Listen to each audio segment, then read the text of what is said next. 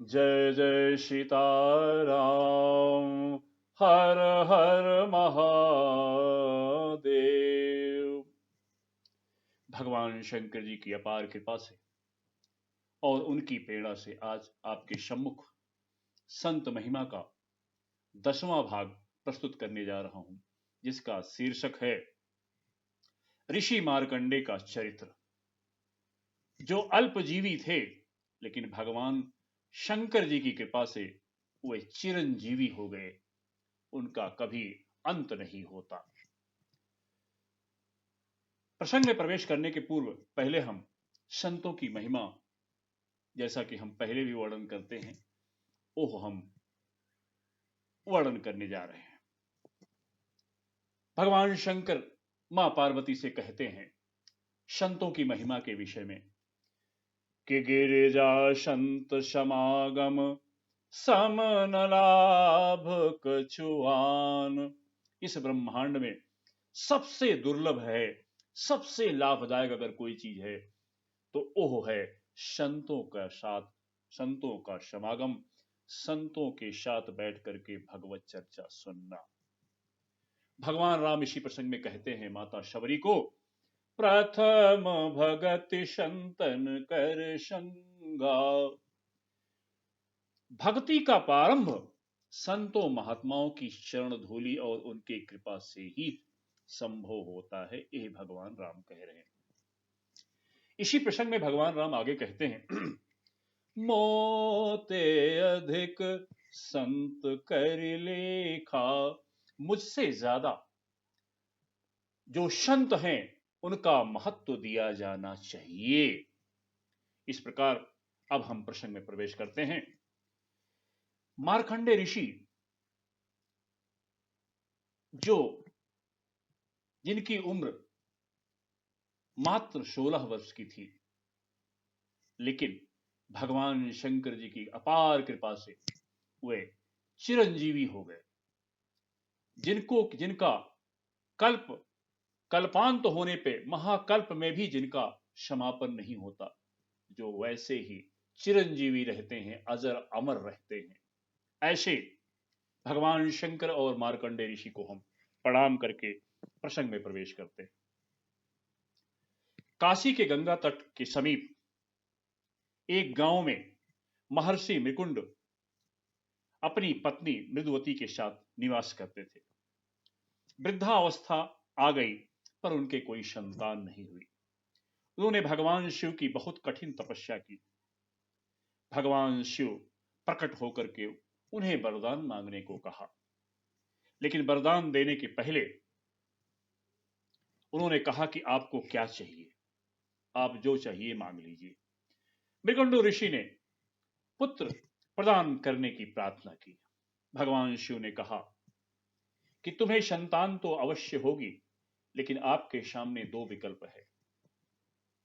एक विकल्प यह है कि आपकी जो संतान होगी दीर्घ आयु होगी, लेकिन वह बहुत ही दुराचारी होगा और आपको कष्ट प्रदान करेगा, समाज को कष्ट प्रदान करेगा, मानव मात्र को, जीव मात्र को कष्ट प्रदान करेगा, लेकिन वो दीर्घ आयु होगा। दूसरा विकल्प है, जो संतान होगी वो अल्प आयु होगी, लेकिन सदाचारी होगा, भगवत भक्त होगा, आपका सेवक होगा। अब दुविधा में पड़ करके उन्होंने सोचा कि चलिए, अगर दो ही विकल्प है तो भगवान शिव जी के चरणों का स्पर्श करते हुए कहा, प्रभु दीर्घायु और दुराचारी होने से तो मुझे भी कष्ट होगा, समाज को कष्ट होगा, जो ठीक नहीं है। तो दूसरा विकल्प जो आपने कहा कि सदाचारी होगा लेकिन अल्पायु होगा, चलो जितने समय तक आपकी कृपा से मेरी संतान होगी, लेकिन वो सदाचारी होगा, आपका भक्त होगा, तो मुझे भी आनंद देगा। उन्होंने कहा कि प्रभु अल्प आयु और आपका भक्त रूपी पुत्र मुझे प्रदान करें। भगवान शिव ने उन्हें एवं मस्तु कहा और उसके बाद अंतर ध्यान हो गए।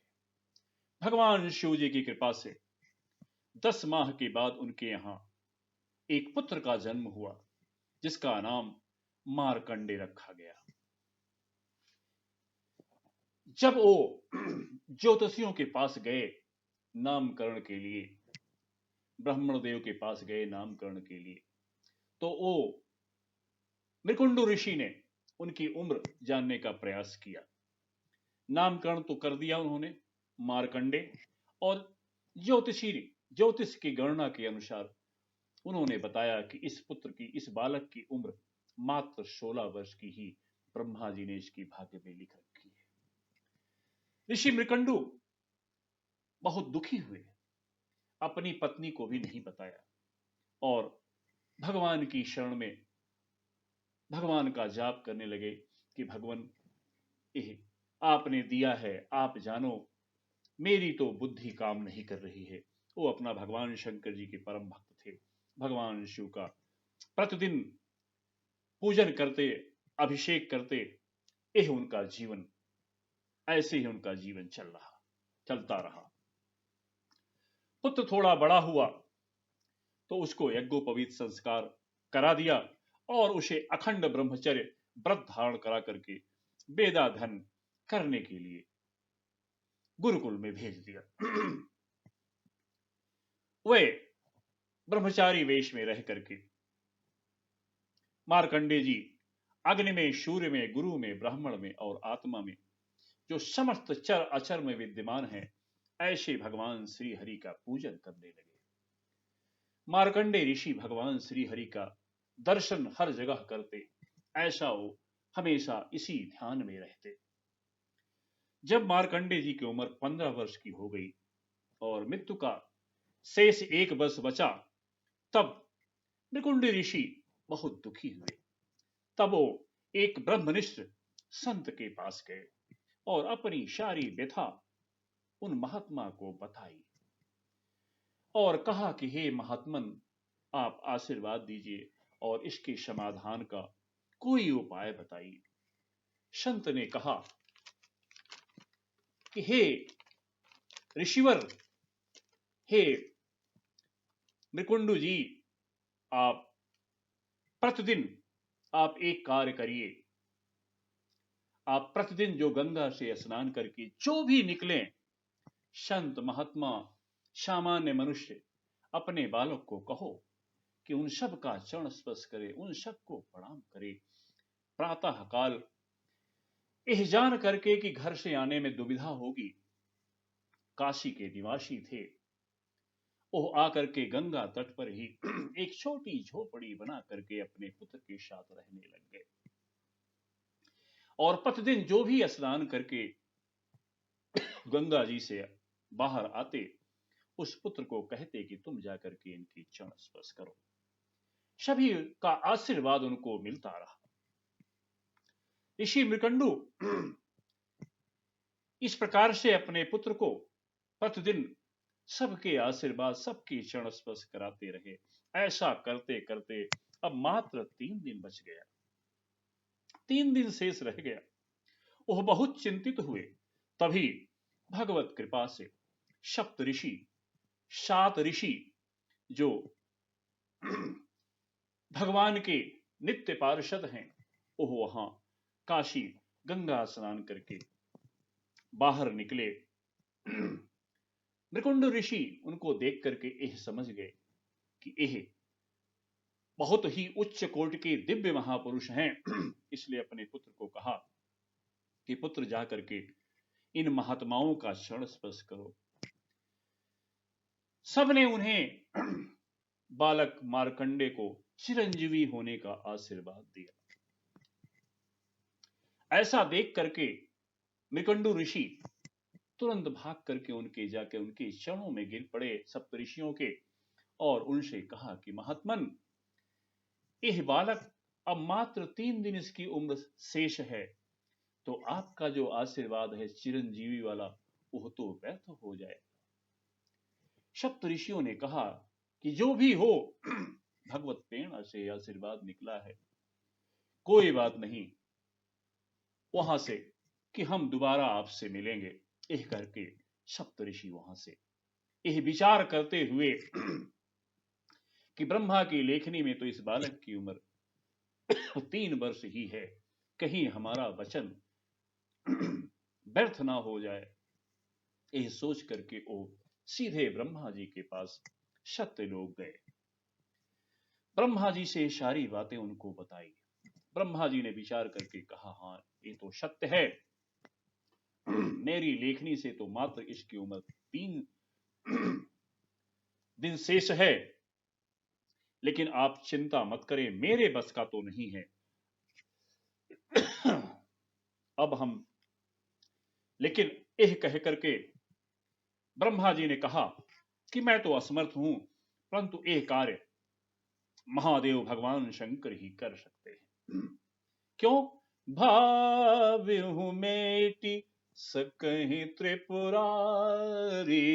इस ब्रह्मांड में कोई भाग्य को मेटने वाला है तो वह मात्र भगवान शंकर हैं। बोलो भगवान शंकर जी के जय। यह विचार करके सप्त ऋषियों के साथ ब्रह्मा जी भगवान शंकर जी के धाम कैलाश पहुंचे और उन्हें सारा वृत्तांत कह करके सुनाया। भगवान शिव ने कहा कि चिंता मत करिए, उस बालक का जन्म तो मेरे आशीर्वाद से हुआ है। सप्त ऋषियों से कहा कि तुम जाकर के उनके पिता मृकंडू जी को कह दीजिए कि बालक मार्कंडे गंगा के किनारे मेरा एक शिवलिंग स्थापित करे और ओम नमः शिवाय का निरंतर जाप करे। सप्त ऋषियों ने जाकर के मृकंडू ऋषि को बतलाया। जब अंतिम दिन आया तो मार्कंडे जी को लेने हेतु यमदूत आए, परंतु शिवलिंग की प्रचंड ज्योति और नमः शिवाय के जाप से उनके पास ना जा सके। बाद में यमराज स्वयं आए और उस समय मार्कंडे जी महामृत्युंजय मंत्र का जाप कर रहे थे। ओम त्र्यंबकम यजामहे सुगंधिम पुष्टिवर्धनम उर्वारुकमिव बंधनाम मृत्योर्मा मुक्षीयमामृताम। ओम सह भुवः भू ओम सह जुः ओम। इस प्रकार वह महामृत्युंजय मंत्र का जाप कर रहे थे, साथ में ओम नमः शिवाय का जाप कर रहे थे। लेकिन घमंड में आकर के अहंकार से भरे हुए यमराज बोले, इसका उम्र समाप्त हो गया है, यही ढोंग कर रहा है, शिवलिंग के पास बैठ करके सोचता है बच जाएगा। उन्होंने अपना पास फेंका। बालक भगवान शिव को पुकारते हुए त्राहि माम भगवान शंकर मेरी रक्षा करो, भगवान शंकर मेरी रक्षा करो। बालक रोते हुए शिवलिंग को पकड़ करके लेट गया। यमराज फिर भी नहीं माने और अपना यम पास फेंका और वो बालक के साथ साथ शिवलिंग को भी वो फंसा दिया, यम जो पास था। ऐसा होते ही भगवान शंकर तुरंत वहां प्रकट हो गए और अपने त्रिशूल से क्रोधित होकर के यमराज का वध कर दिया। उनका वध होते ही समस्त देवता वहां प्रकट हो गए और प्रार्थना करने लगे कि प्रभु, यह तो विधि के विधान के खेल विपरीत है, कृपया इसे माफ कर दिया जाए, इसको अपराध बोध करा करके, क्योंकि यह आपकी आज्ञा का ही पालन कर रहा है। ऐसा तब भगवान शंकर कृपा करके उनके प्राण को पुनः उनके शरीर में स्थापित किया और फिर यमराज ने भगवान शंकर के चरण पकड़ लिए, बोले प्रभु, मैं आपकी ही आज्ञा का पालन कर रहा हूं, आपकी आज्ञा। भगवान शंकर ने कहा कि तुम मेरी आज्ञा का पालन कर रहे हो, तुम काल मृत्यु हो, मृत्यु काल हो, मैं महाकाल हूं। इसकी उम्र किसने निर्धारित की? इसका जन्म किसके आशीर्वाद से हुआ? उन्होंने कहा आपके। तब आज नोट कर लो, अभी अभी नोट कर लो। भगवान शिव ने कहा इसकी आयु आज से नोट करो कि मेरे एक दिन में 10 ब्रह्मा बदल जाते हैं, मेरे एक दिन में। अब तुम नोट करो, 16 वर्ष की जो उम्र हमने दी है, यह मेरे हिसाब से 16 वर्ष जोड़ो, एक दिन में 10 ब्रह्मा बदलते हैं। इस प्रकार से महीने में कितना दिन हुआ, साल में कितना दिन हुआ, 16 वर्ष में। इस प्रकार मेरे अनुसार अब यह जीवित रहेगा। इस प्रकार से भगवान शंकर चिरंजीवी बना करके मार्कंडे जी चिरंजीवी हो गए और कई कल्पों से वो चिरंजीवी हैं, उनका किसी भी कल्प में अंत नहीं होता। बोलो भगवान शंकर जी के जय। इस प्रकार मार्कंडे ऋषि चिरंजीवी अजर अमर हो गए और अब ओह नित्य प्रति भगवान शंकर जी की कृपा से वो भगवान श्री हरि का ध्यान करते हुए नैष्ठिक व्रत ब्रह्मचर्य धारण कर और इंद्रिय जे और समस्त रागाय दोषों से रहित रह करके भगवान श्री हरि का ध्यान करते हुए मुनि 6 मनवंतर तात्पर्य 1704 चतुर्युगी का काल बीत गया। वैवस्वत नामक वर्तमान 7वें मनवंतर में जो यह मनवंतर चल रहा है, इसकी एक घटना सुने। वैवस्वत मनवंतर के जो इंद्र हैं उनका नाम है पुरंदर। उनको ये भय लगा कि यह जो मुनि है, यह जो ऋषि है, इतना बड़ा तपस्वी है कि मेरा इंद्र पद छीन लेगा। इंद्र को हमेशा किसी भी तपस्वी, किसी भी महात्मा से हमेशा द्वेष रहता है। वो हमेशा यही प्रयास, इनको डर रहता है, सूख हाड़ लय भाग।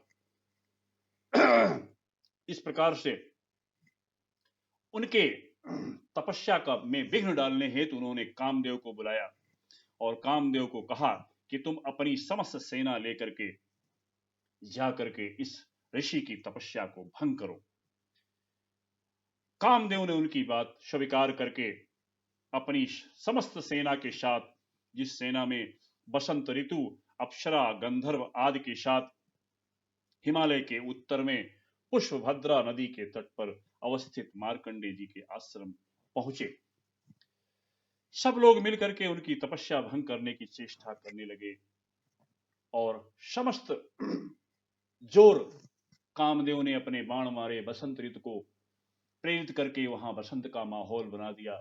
गंधर्व गीत गाने लगे, अप्सराएं नृत्य करने लगी, लेकिन मार्कंडे जी का हरि ध्यान, भगवान श्री हरि का ध्यान एकदम नहीं टूटा। क्यों? सीमक चाप सके को तासु, बड़ रखवार रमापत जासु। भगवान श्री हरि की कृपा से, मुनि के तप के प्रभाव से वो सारे जलने लग गए, उनके शरीर में जल उत्पन्न हो गई। वो घबरा करके सीधे भागे और इंद्र के पास पहुंचे और सारी बातें उनको बताई। तब इंद्र को बड़ा ही आश्चर्य हुआ और वही स्वर्गलोक से ही मार्कंडे जी को नमन किया। इस प्रकार से मार्कंडे जी के जो विघ्न डालने का प्रयास इंद्र ने किया, उसका घमंड अपने आप भगवान श्री हरि ने चूर चूर कर दिया। इस प्रकार भगवान यह बताते हैं कि मेरे पुत्र को, मेरे भक्त को इस ब्रह्मांड की कोई ताकत हिला नहीं सकती। ऋषि मार्कंडे की कठिन तपस्या से प्रसन्न होकर के भगवान श्री हरि और उन पर अनुग्रह करने के लिए नर नारायण के रूप में उनके सामने, उनके आश्रम में प्रकट हो गए। मुनि उन्हें देख करके उनके चरणों में लौट गए और स्तुति करने लगे। भगवान ने वर मांगने को कहा। मुनि ने कहा कि प्रभु, आपका दर्शन पाकर के मैं कृतार्थ हो गया, मुझे कुछ नहीं चाहिए, लेकिन आपने कहा है तो मेरे मन में एक छोटी सी इच्छा है। अगर आपकी आज्ञा हो तो मैं आपके सामने व्यक्त करूं। हाथ जोड़ करके भगवान ने कहा, पुत्र मार्कंडे, कुछ भी मांगो, कुछ भी मांगो, मैं बड़ा प्रसन्न होगा। नर नारायण रूप में भगवान वहां पे प्रस्तुत हुए थे। भगवान से कहा उन्होंने कि मैं, हे प्रभु, मेरे दिल में इच्छा है कि मैं आपका दर्शन कर लिया, लेकिन आपके माया के प्रभाव को मैंने बहुत सुन रखा है। इसलिए मैं चाहता हूं कि आप अपनी माया का दर्शन मुझे कराएं। नर नारायण भगवान नर नारायण तथास्तु कह करके अपने बद्रिका आश्रम को चले गए। मुनि प्रतिदिन अपने आश्रम में रहते ही सोचते कि कब मुझे माया का दर्शन होगा। अब देखिए भगवान की कृपा देखिए, उनको किस प्रकार से माया का दर्शन करा रहे हैं। ये आप बड़ा ही अच्छा दृष्टांत है। एक दिन सायंकाल का समय था। मुनि नदी तट पर बैठ करके संध्या पूजन कर रहे थे। तभी उन्होंने देखा अकस्मात तेज हवा चलने लगी और मूसलाधार बरसात होने लगी। गड़गड़ाहट के साथ ऐसी बरसात की सारे पेड़ पौधे जलमग्न हो गए, यहां तक कि उनका आश्रम जलमग्न हो गया। पृथ्वी आकाश नक्षत्र स्वर्ग आदि सब उनके सामने ऐसा प्रतीत हो रहा है कि सब डूब गया, सब जलमग्न हो गया और वो स्वयं और चारों तरफ अंधकार छा गया। उनके आश्रम के सारे ऋषि उसी प्रलय के समुद्र में डूब करके समाप्त हो गए और वो खुद उस पानी में देखा कि वो आश्रम उनका बह गया और स्वयं उस पानी समुद्र के अथाह पानी में वो घिर गए और उसी में डूबने लगे। वो दर्शन कर रहे हैं, कभी उनको मगरमच्छ खा जाता है, फिर उसके मल द्वार से भगवान उनको पुनः निकाल देते हैं, फिर कभी उनको व्हेल मछली खा जाती है, फिर उसके मल द्वार से भगवान फिर उनको बाहर। इस प्रकार से वो देख रहे हैं कि जीव उनको नोच रहे हैं, विभिन्न प्रकार के जीव, बड़ा कष्ट है उनको, बड़े व्याकुल हो गए हो, अत्यंत व्याकुल होकर के असहाय होकर के चारों तरफ विचरण कर लगे, डूबते उतराते, जानवर खाते उनको फिर निकलते। इस प्रकार से उसी बीच उनको दिखाई पड़ा एक पृथ्वी का छोटा टुकड़ा, जिसपे एक बरगद का पेड़ थोड़ा सा दिखाई पड़ रहा था। जो उनके पास ही उसके पास गए और वहां देखा कि एक पत्ते में दोना बना हुआ है और दोने में एक सुंदर बालक, श्याम वर्ण का बालक, कुंडल कंकन पहने हुए मुस्कुराता हुआ एक दिव्य बालक उस पे लेटा हुआ है और अपना दाहिने पैर का अंगूठा अपने मुंह में डाल के चूस रहा है। वह बालक इतना दिव्य और आकर्षक था, उनको दर्शन करके उनकी कुछ व्यथा कम हुई। उनके अंदर यह जिज्ञासा हुई, उस बालक के नजदीक गए। वह बालक ने जब श्वास ली तो उस श्वास से वो स्वयं उनके उदर में चले गए, उस बालक के उदर में चले गए और उदर में जाकर के यही देखते हैं कि चारों तरफ प्रलय है, चारों तरफ पानी है।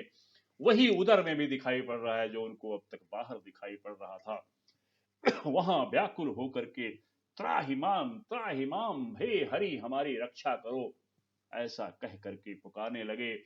भगवान ने अपनी सांस छोड़ी और सांस छोड़ी तो उसके जरिए वो बाहर आए और बाहर आकर के उन्होंने दूर जाके पड़े और उसके बाद उन्होंने सोचा कि मैं इस बालक को स्पर्श करूं, लेकिन तब तक भगवान, वो बाल स्वरूप भगवान श्री हरि अंतर ध्यान हो गए और ओह अपने आप को देखते हैं कि ओह स्वयं अपने आश्रम में बैठे हुए हैं, उसी कुटिया में बैठे हुए हैं, कुछ भी हलचल नहीं, वो सारा जल खत्म हो गया। जैसे वो बालक अंतर ध्यान हुआ, समस्त बाढ़ खत्म हो गई, सारे पानी सारे वो जो कुछ था वो सब समाप्त हो गया और वो देख रहे हैं कि मैं अपने आश्रम में ध्यान कुट अपनी चटाई पे बैठा हूं और भगवान के ध्यान में बैठा हूं। उनको लगा कि करोड़ों वर्ष बीत गए जब वो व्याकुल थे इस प्रलय के, लेकिन वास्तव में यह सारा कार्य भगवान ने उन्हें पल भर में दिखा दिया। उन्होंने समझ गए कि ये भगवान श्री हरि की माया है, जो बिना कुछ हुए ही सब कुछ दर्शन करा देती है। यही हम लोगों के जीवन में जो भी ये हलचल हो रही है, जीना है, मरना है, रिश्तेदारी है, बालक है, विद्ध है, पतोहू है, बेटा है, पत्नी है, संबंधी है, ये सब मात्र भगवान श्री हरि की माया है। वो स्वयं प्रकट होकर के पुत्र रूप में, पिता रूप में, बहन के रूप में, भाई के रूप में, दोस्त के रूप में, दुश्मन के रूप में, सब कुछ प्रभु ही प्रभु हैं। ये प्रभु की माया है, इसका दर्शन भगवान ने इस रूप से कराया। तभी भगवान शंकर उमा जी से कहते हैं इसी प्रसंग को, क्योंकि वो त्रिकालदर्शी हैं, स्वयं भगवान हैं, स्वयं ब्रह्म हैं, स्वयं परमात्मा है। भगवान शंकर कहते हैं, उमा कहूँ मैं अनुभव अपना, सत हरि भजन जगत सब सपना। भगवान ने अपनी माया हटाई, जब हरि माया दोरे निवारी, नहीं तहर मान राजकुमारी। भगवान एक क्षण मात्र में पूरे विश्व का बनाते हैं और एक क्षण मात्र में विश्व का विलय करते हैं। यह उनका माया विलास है, उनका लीला विलास है। ऐसे भगवान श्री हरि ने मार्कंडे जी को अपनी माया का दर्शन कराया और वह पूर्णतः संतुष्ट होकर के भगवान की माया का दर्शन किया। वही पहले व्यक्ति हैं जिन्होंने माया का साक्षात दर्शन, प्रलय का दर्शन उनको भगवान श्री हरि ने उनके निवेदन पर कराया। मार्कंडे ऋषि भगवान श्री हरि के परम उपासक, लेकिन भगवान शंकर जी की कृपा से उनको श्री हरि की उपासना मिली। भगवान शंकर जी की कृपा से वो चिरंजीवी हुए और कल्प खत्म होता है, महाप्रलय आती है, इस प्रकार वो अजर अमर हैं। ऐसे भगवान शंकर जी को हम बार बार प्रणाम करते हैं। बोलो शंकर भगवान की जय, मार्कंडे ऋषि की जय। जय जय सीताराम, हर हर महादेव। संतों की महिमा अपार है। कुछ शब्द आपके सम्मुख भगवान की कृपा से आपके सामने रखा। फिर अगले प्रसंग में फिर मुलाकात होगी। बोलो शंकर भगवान की जय।